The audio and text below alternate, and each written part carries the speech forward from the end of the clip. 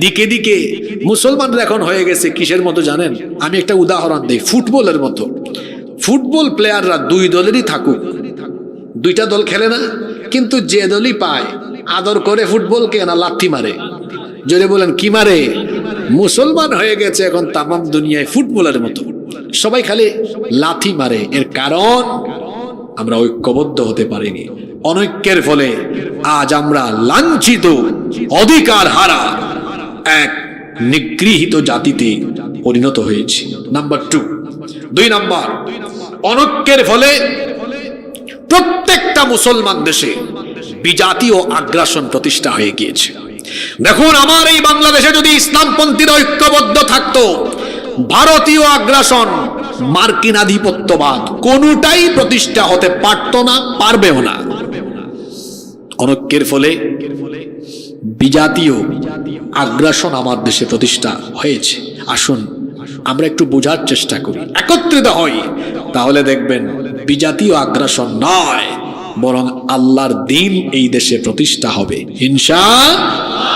3, আমরা অনৈক্য আর দলাদলিতে থাকার কারণে আল্লাহর দ্বীন এখনো প্রতিষ্ঠা হয়নি। এখনো মানব রচিত মতবাদ প্রতিষ্ঠা আছে, কিন্তু এটা থাকবে না যদি আমরা ঐক্যবদ্ধ হয়ে যাই। 4, অনৈক্যে থাকার কারণে আমরা মজলুমে পরিণত হয়েছি। জুলুম আর জুলুম। বাড়ি ঘরে থাকতে পারেন নাই, এলাকায় থাকতে পারেন নাই, বিবির সাথে দেখা করতে পারেন নাই, মায়ের জানাজায় আসতে পারেন নাই। কি জুলুম, কি নির্যাতন! নির্যাতন, নিপীড়ন, নিষ্পেষণে মজলুমের আর্তনাদে আকাশ বাতাস ভারী হয়ে উঠেছে। এর কারণ অনৈক্য, দলাদলি, বিভক্তি।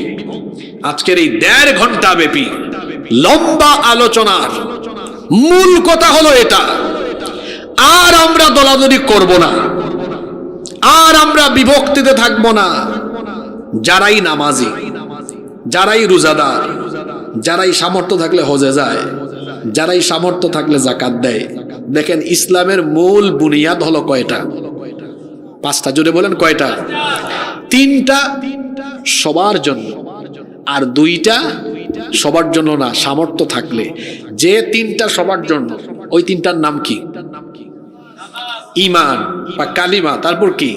নামাজ, তারপর রোজা। এটা ধনী হোক গরিব হোক, একেবারে সবার জন্য। আর রোজা, যাকাত আর হজ, এটা কি সবার জন্য না? সামর্থ্যবানদের জন্য।